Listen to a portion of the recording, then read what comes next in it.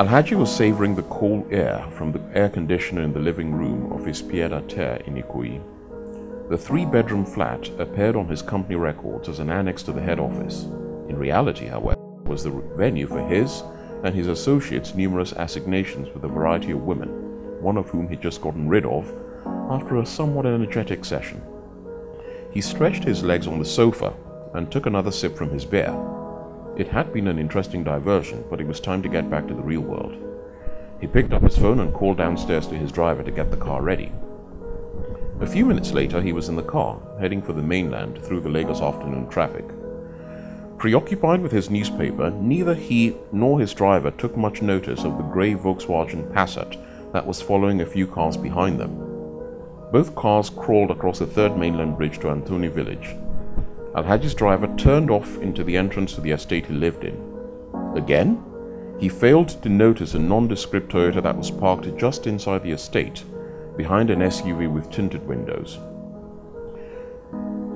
The two men in the front of the Passat swung across the turning to the estate and blocked it, just as the Toyota swung out abruptly and blocked Alhaji's car, which was now neatly boxed in.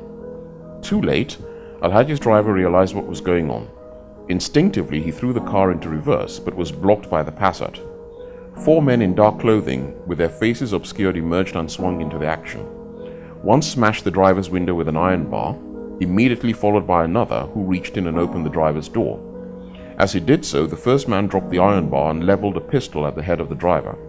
Simultaneously, the other two men wrenched open the back doors, roughly tossed Alhaji from the car, cuffed him and gagged him and threw him into the back of the SUV with the dark windows.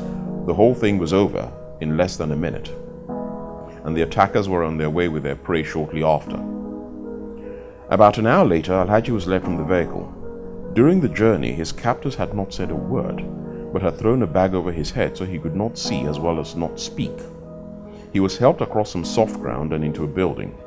Silently, he was guided to a chair to which he was gently but securely fastened. A very powerful light came on, shining directly into his eyes, and the bag over his head removed, blinding him. At the same time, a gag was removed. From somewhere behind the light came a voice with a thick accent. "I'm very sorry that you have been brought here like this, Alhaji, but it was very important that you come. I will keep this brief. Your friend, Big Man, His Excellency the Governor, is a criminal who is deeply implicated in a case of mass murder. We know all about your arrangement in the port's privatization matter, and believe me, it would be child's play to rope you in on the murder as well. Big Man may have immunity, but you do not. In order to avoid that, we need your help to remove his immunity. You will therefore use your extensive connections and huge wealth to buy off the Deputy Governor and a majority of the House of Assembly and arrange for the Governor to be impeached. We will provide the evidence for the case against him. If you agree to cooperate, we will say nothing about the murder case against you, and we will not bring to light your previous dubious deals with the Governor. If you do not, one of two things will happen. You will either be shot in the next few minutes and your body dumped in the middle of nowhere, or, after a trial for murder, you will be ignominiously hanged." The voice stopped. I hope you have enjoyed today's show. Please join us again next week for another good time.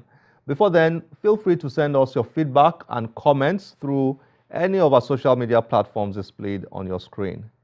I am Olakunle Kasumo. Remember, one great book can change your life. Bye-bye.